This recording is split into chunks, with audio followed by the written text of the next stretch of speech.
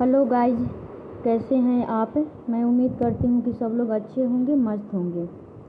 देखिए, मैं आज आप लोग को बताने जा रही हूँ एएनएम के एक सब्जेक्ट है हेल्थ प्रमोशन। और जो सब्जेक्ट है हेल्थ प्रमोशन, उसके बारे में मैं आज बताने जा रही हूँ। हेल्थ प्रमोशन का प्रीवियस क्वेश्चन मैं लेकर आई हूँ। आप लोग इस वीडियो में शुरू से लास्ट तक बने रहिएगा। मैं ये सारे क्वेश्चन के बारे में एक एक करके अच्छे से आप लोग को समझाऊंगी। तो देखिए गाइज मैं स्टार्ट करती हूँ। देखिए ये क्या दिया हुआ है यहाँ पर।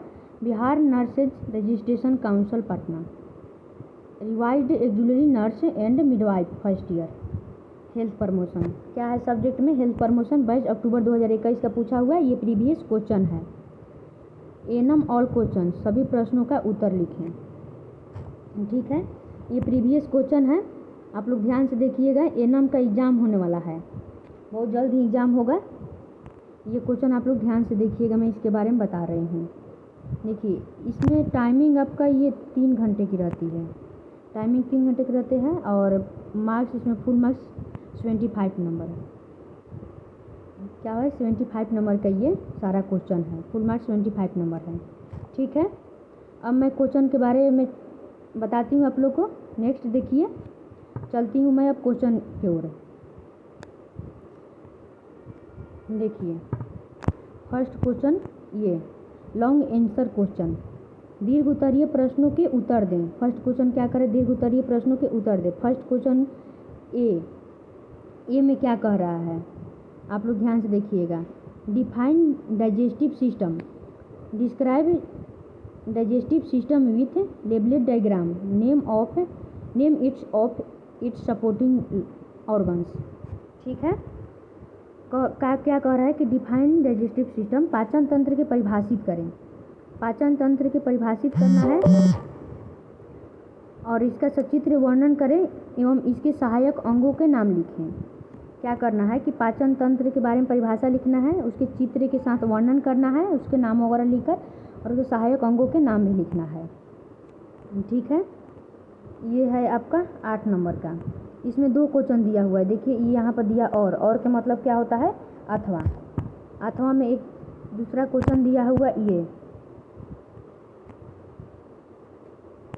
क्या है? ये सेकेंड नंबर क्वेश्चन क्या कह रहे हैं, आपको बता रहे हैं ये सेकेंड नंबर क्वेश्चन के बारे में। What is bed sore, right its sign symptom and prevention, discuss the nursing management of bed sore. क्या कह रहा है ये सेकेंड क्वेश्चन जो है इसमें कि बिस्तरीय घाव क्या है, इसके चिन्ह, लक्षण एवं रोकथाम का उल्लेख करें। बिस्तरीय घाव के नर्सिंग देखभाल का वर्णन करें। ये आपका ये है जो दिया हुआ है फर्स्ट क्वेश्चन, ये सेकेंड क्वेश्चन। ये 2 क्वेश्चन जो है ये किसी दोनों में से एक क्वेश्चन को आपको सॉल्व करना है। या ये क्वेश्चन सॉल्व कीजिए या ये क्वेश्चन सॉल्व कीजिए। जो आपको क्वेश्चन इजी लगे उसके बारे में आप लिख सकते हैं, उसको सॉल्व कर सकते हैं। दोनों में से किसी एक को सॉल्व करना है। ये क्वेश्चन आपका क्या है? 8 नंबर का। ठीक है, आप लोग समझ गए होंगे। अब मैं चलती हूँ नेक्स्ट क्वेश्चन की ओर। देखिए नेक्स्ट क्वेश्चन क्या है, ये बी नंबर। क्या कह रहा है कि 1 का जो बी नंबर है, डिफाइन प्रोटीन एनर्जी माल न्यूट्रिशन, पीएम मतलब protein energy mall nutrition, discuss briefly along with its ये ट्रीटमेंट एंड प्रिवेंशन। क्या करना है कि क्या कह रहा है ये कि प्रोटीन ऊर्जा कुपोषण को परिभाषित करें एवं इसका संक्षिप्त में वर्णन करते हुए इसके उपचार एवं इसके रोकथाम को लिखें। प्रोटीन ऊर्जा कुपोषण को क्या करना है? परिभाषा लिखना है, संक्षिप्त मतलब एवं इसका संक्षिप्त वर्णन करना है। छोटा थोड़ा सा वर्णन कर देना है छोटा रूप में, करते हुए इसके उपचार और इसके रोकथाम। ठीक है, ट्रीटमेंट, उपचार मतलब ट्रीटमेंट एंड प्रिवेंशन लिखना है। ठीक है, ये आपको 7 नंबर का है क्वेश्चन।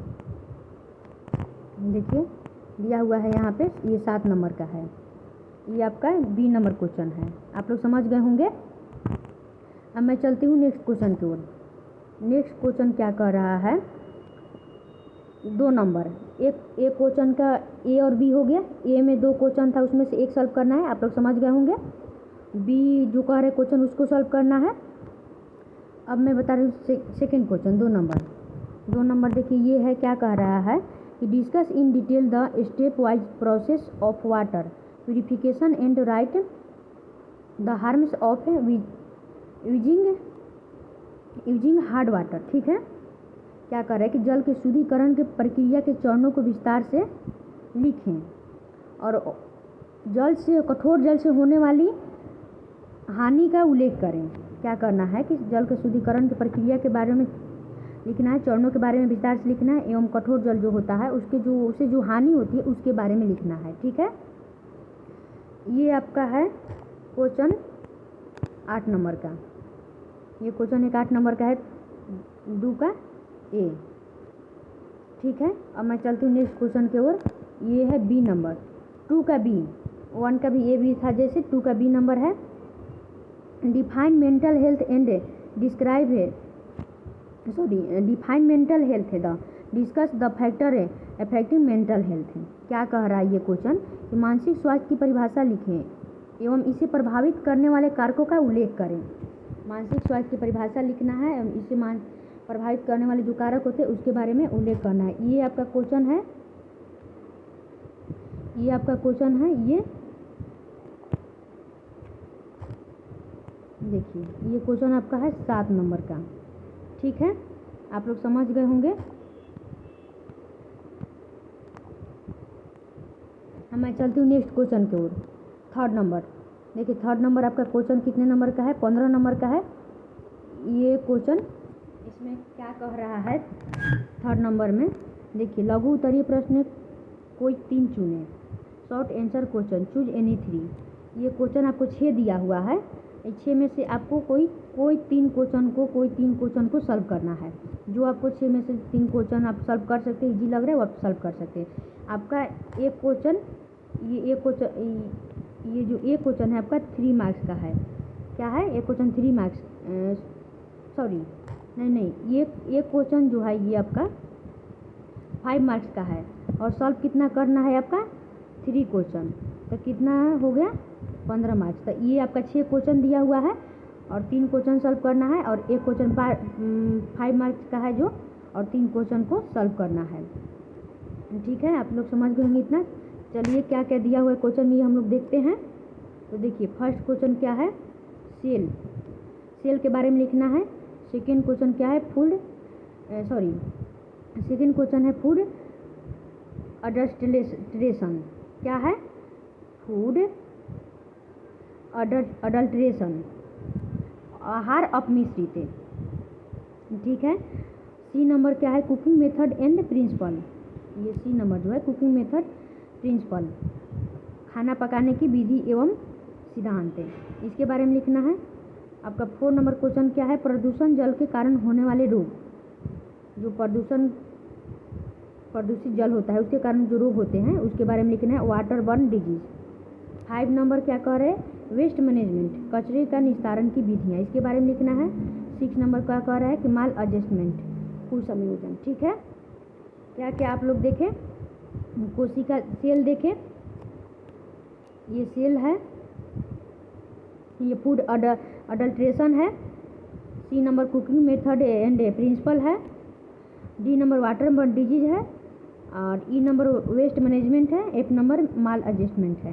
ये आपको 6 क्वेश्चन है, इसमें से आपको 3 क्वेश्चन सॉल्व करना है। समझ गए होंगे आप, ये हो गया कंप्लीट। अब मैं देखिए आप लोग को नेक्स्ट क्वेश्चन दिखा रही हूँ। क्या है, 4 नंबर। 4 नंबर क्या कह रहा है क्वेश्चन में, right whether statement is true and false. क्या कह रहा है कि राइट ये बताएं कि कथन सही है या गलत। ठीक है, ये क्वेश्चन है 8 नंबर का। 8 क्वेश्चन है, एक क्वेश्चन 1 नंबर का है आपका, ये एक क्वेश्चन 1 नंबर का है, इसलिए ये 8 क्वेश्चन है 8 नंबर का है। ठीक है, मैं इसके बारे में आप लोग को बता रही हूँ। देखिए फर्स्ट क्वेश्चन क्या कह रहा है, शरीर में आयरन की कमी से गर्भपात होता है। जी नहीं, शरीर में आयरन की कमी से गर्भपात नहीं होता है। गर्भपात होने के और सारे कारण हो सकते हैं। ठीक है, सेप्टिक गर्भपात होता है, कंप्लीट अनकम्प्लीट गर्भपात के बहुत सारे काउजेज होते हैं, वो मैं गर्भपात के बारे में आप लोग को बताऊंगी, एक चैप्टर ही है उसके बारे में मैं अच्छे से बता दूंगी कभी, तो उसमें आप लोग टाइप पढ़ लीजिए, ये टाइप है, उस कारण होते हैं वह सब। तो ये आयरन, शरीर में आयरन की कमी से गर्भपात होता है, कोई कारण नहीं है, ये गलत है, ठीक है, ये आपका गलत है फर्स्ट नंबर। अब देखिए सेकेंड नंबर, देखिए सेकेंड नंबर क्या कह रहा है कि 6 माह की उम्र पर शिशु के भोजन में माँ के दूध के अतिरिक्त अर्ध ठोस आहार का समावेश पूरक आहार कहलाता है। जो 6 मंथ के शिशु होते हैं उसमें शिशु के भोजन में जो माँ के दूध होता है उसके अतिरिक्त और ठोस पदार्थ समावेश करना चाहिए। इसलिए करना चाहिए क्योंकि वो 6 मंथ के बच्चे 6 मंथ से ज़्यादा हो जाते हैं, ज़्यादा के हो जाते हैं, और 6 मंथ तक शिशु को कम्प्लीटली ब्रेस्ट फीडिंग कराना चाहिए, माँ के ही दूध देना चाहिए, क्योंकि माँ के दूध में ही सारा न्यूट्रिशन उनका पानी तक मिलता है। 6 मंथ के बाद उनको और ठोस यानी कि दलिया या रोटी को बहुत छोटा छोटा टुकड़ों में तोड़ के ऊपर मैश करके उसको दूध में घोल बना के अब दे सकते हैं, मतलब ये और ठोस यही कहलाया, और ठोस पदार्थ को 6 मंथ के बाद अतिरिक्त और ठोस पदार्थ दे सकते हैं। तो ये क्या है आपका सही है, ठीक है। ये जो बच्चे बनाए हैं जब भी क्वेश्चन इसको लगा दिए, इसी में से कोई दिक्कत नहीं, हम लोग को इस सब पर ध्यान नहीं देना है।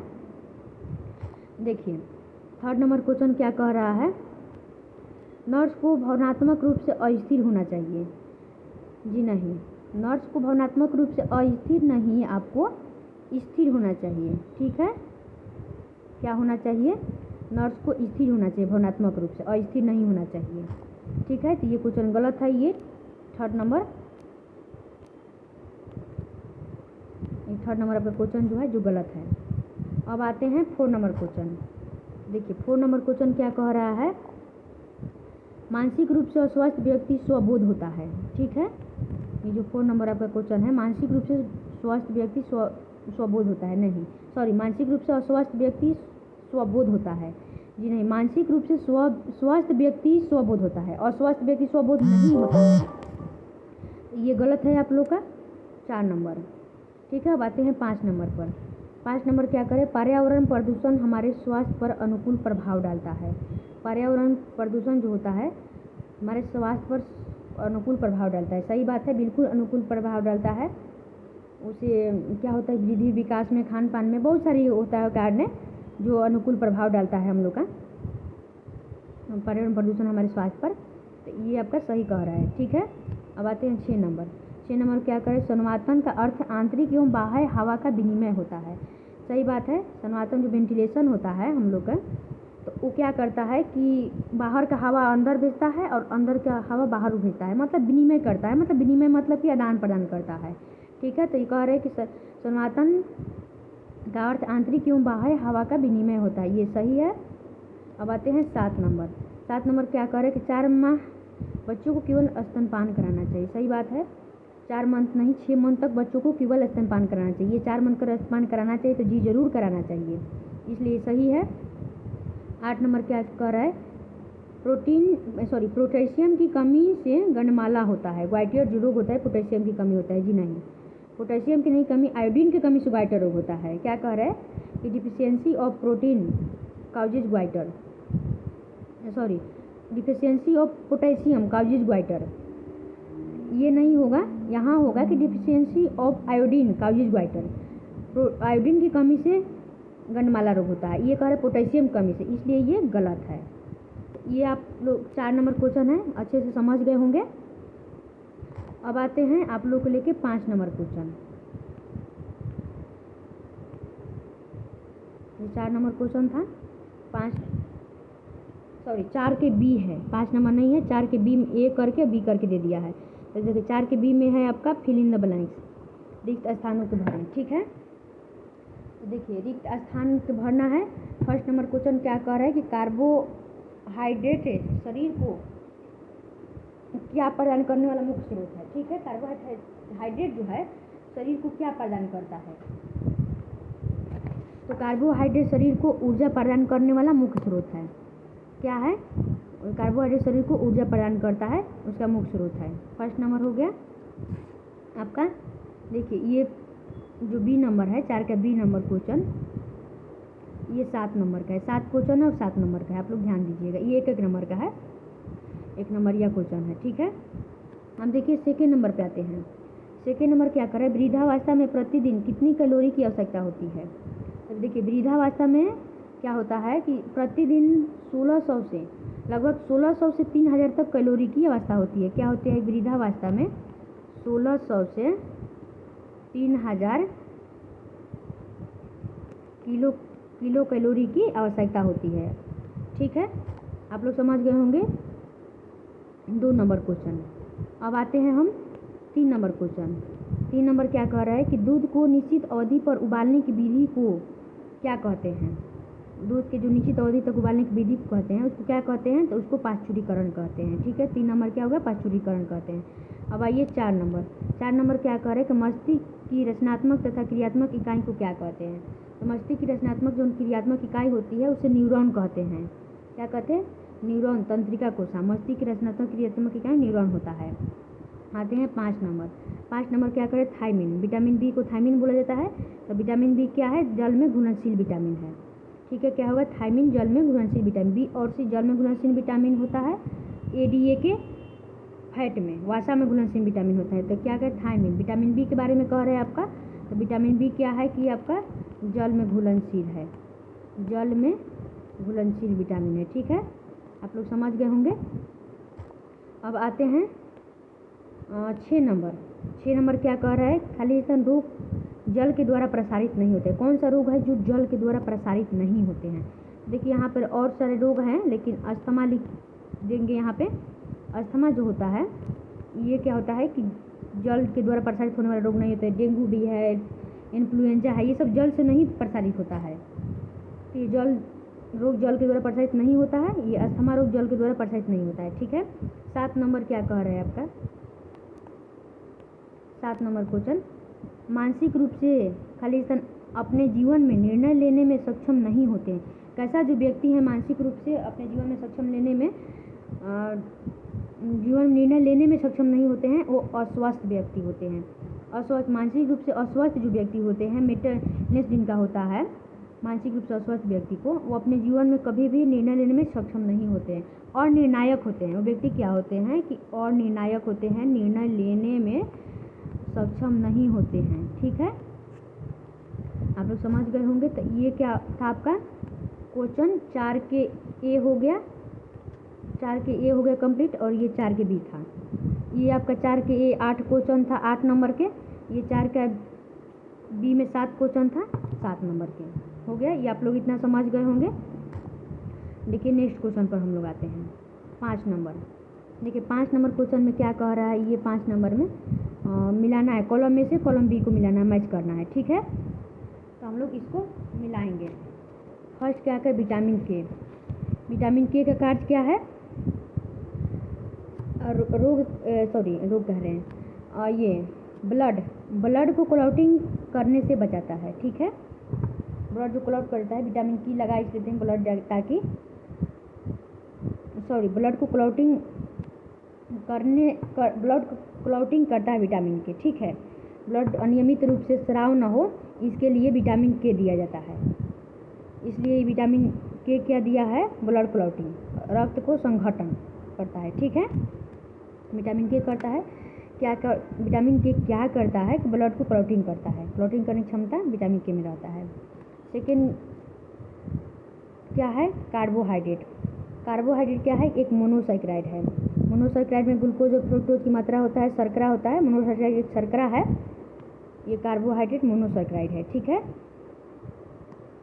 देखिए ये विटामिन के इसमें आएगा और ये कार्बोहाइड्रेट इसमें जाएगा। ठीक है, ये आप लोग देख लिए। अब चलते हैं सी नंबर। सी नंबर क्या करे, ग्वाइटर, गंधमाला। गंधमाला क्या होता है कि ये आयोडीन की कमी से होता है। क्या होता है कि ये आयोडीन की कमी से होता है। ठीक है, डी नंबर का है बेड सोर। बेड सोर क्या होता है आपका कि ये एक ऐसा बीमारी है जो कि दबाव, प्रेशर से होने वाला बीमारी है। आप एक साइड सोते हैं, प्रेशर बना के वहाँ रेड हो जाता है, फिर ब्लैक होता है, जख्म का रूप ले लेता है, तो वही बेड सोर में आता है। तो ये बेड सोर दबाव कारण होता है। ठीक है, ये डी नंबर था। डी नंबर की क्या होगा, 8 नंबर। ठीक है, अब आते हैं ई नंबर। ई नंबर क्या है, क्लोरीनीकरण।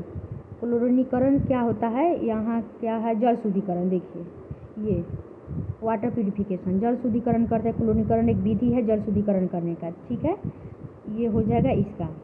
अब आते हैं एक नंबर। एक नंबर क्या कह रहा है कि कचरे के कारण स्वास्थ्य पर प्रभाव। कचरे के कारण स्वास्थ्य पर प्रभाव क्या करते हैं, कचरा होगा, दूषित जल वगैरह जो कचरा कारण होता है उससे क्या होता है कि हैजा रोग होता है, कोलेरा, ठीक है, ये हो गया। जी नंबर आपका है वाटर सॉल्युबल, ठीक है। क्या है कि जल में घुलनशील। जल में घुलनशील क्या है, जल में घुलनशील क्या होता है, कहाँ दिया हुआ है, विटामिन सी, विटामिन बी और सी होता है, जल में घुलनशील होता है, ठीक है। ये जी का 4 नंबर आपका होगा, ठीक है, रिफ्रेश कर देती हूँ। ये क्या है आपका जी का 4 नंबर, ठीक है। एच नंबर आइए लास्ट है। क्या कह रहा है कि पावर हाउस ऑफ सेल, कोशिका का पावर हाउस किसको बोला जाता है, तो सब लोग को पता होगा कोशिका का पावर हाउस माइटोकॉन्ड्रिया को बोला जाता है। यहाँ है ये एच का, ये है 5 नंबर, ठीक है। आप लोग कंप्लीट हो गया होगा, ये 5 नंबर का भी बता दिए सब। अब आते हैं आपका ये 5 का ए था, वो ये 5 का ए था, ये 5 का बी। तो 5 का बी में देखिए क्या कह रहा है कि right the full form of the following, full form के बारे में बताना है, ठीक है। फर्स्ट क्या कह रहा है, फुल फॉर्म आपका क्या दिया हुआ है, फर्स्ट फुल फॉर्म के बारे में। ये जो फर्स्ट है RANM, RANM, ठीक है। ये इसमें हेडिंग में आप लोग देखे होंगे, इसका फुल फॉर्म दिया हुआ है, आप लोग ध्यान दीजिएगा, दिख जाएगा, लेकिन इसमें बता दे रही हूँ क्या होता है। RANA का full form revised auxiliary nurse midwife. क्या होता है RNA का full form, revised auxiliary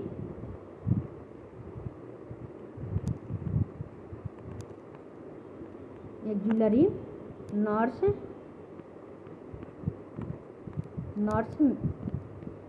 midwife, ठीक है। आप लोग समझ होंगे, रिवाइज्ड एक्जुलरी नर्स मिडवाइफ, ठीक है। RANM का फुल फॉर्म आप लोग समझ गए होंगे, फर्स्ट का फुल फॉर्म। अब आते हैं सेकेंड का कर है टेम्परेचर पल्स रिस्पिरेशन, TPR क्या होता है, देखिए बता दे रहे हैं इसका भी। TPR का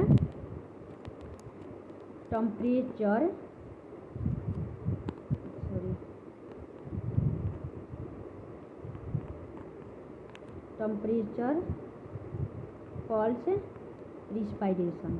TPR का क्या होता है, टेम्परेचर पल्स रिस्पिरेशन।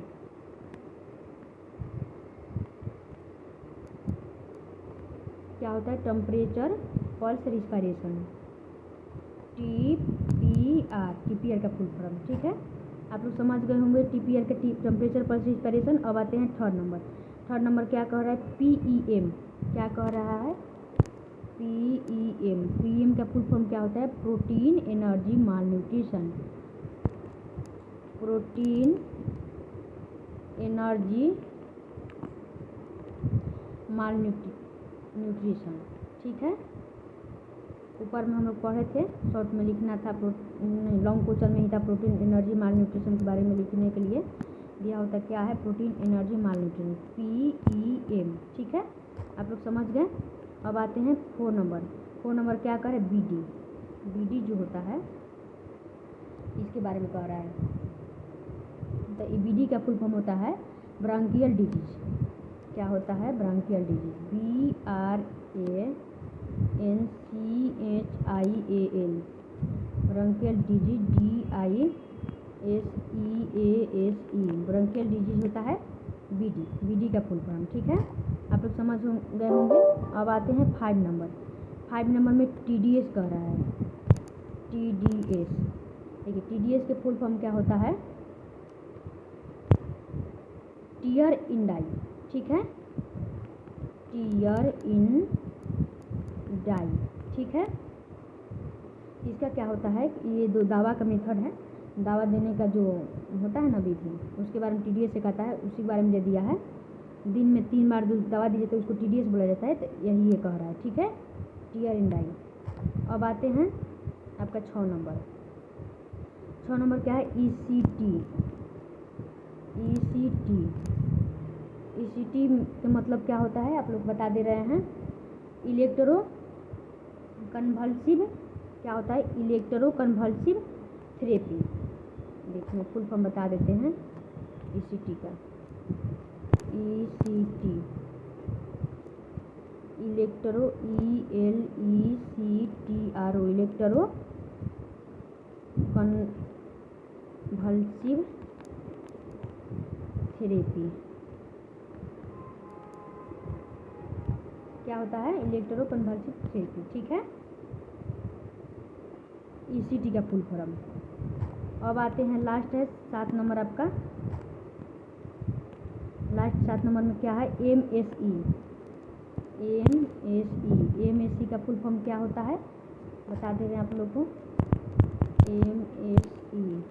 MSE का फुल फॉर्म होता है मेंटल स्टेट एग्जामिनेशन। क्या होता है, मेंटल स्टेट एग्जामिनेशन।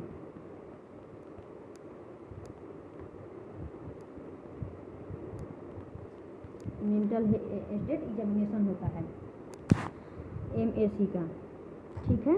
आप लोग समझ गए होंगे ये कितना क्वेश्चन था, 5 क्वेश्चन मैं बता दी आपको। 5 question, 1 number, 2 number, 3 number short question है, 4 नंबर आपका ट्रू फॉल्स है, और 4 का बी नंबर 4 का ए ट्रू फॉल्स है, 4 का बी आपको फिल इन द ब्लैंक्स है, 5 का ए नंबर आपका मैच है, कॉलम मैच है, 5 का बी नंबर आपको फुल फॉर्म है, ठीक है। तो मैं उम्मीद करती हूँ कि आप लोग समझ गए होंगे।